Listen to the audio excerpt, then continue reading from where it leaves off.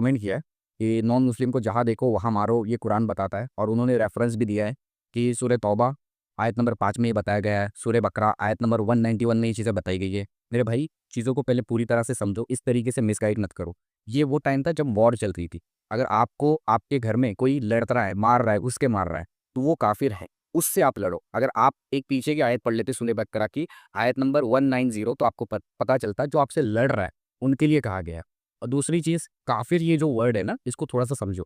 Chat GPT जहाँ से भी आप रिसर्च करके आए हो ना, वो थोड़ा सा जाके वहाँ पे देख लो भाई, काफिर किसे कहा जाता है। काफिर इसे नहीं कहा जाता है जो नॉन मुस्लिम है, काफिर उसे कहा जाता है जो दीन इस्लाम का दुश्मन है, जो तुमसे लड़ता है, उसको काफिर कहा जाता है।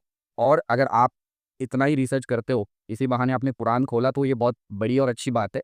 आपने कुछ चीज़ें ढूँढी, उसमें से कुछ ऐसी भी चीज़ें आप ढूँढ लीजिए। सूरह माइदा आप ओपन कर लीजिए, आयत नंबर 32 खोलिए, तो वहाँ पे आपको पता चलेगा कि इस्लाम क्या बोल रहा है। इस्लाम ये बता रहा है कि भाई, अगर तुम किसी इंसान को, बेगुनाह को कत्ल कर दो, तो पूरी इंसानियत का आप कत्ल कर रहे हो। वही है काफ़िर।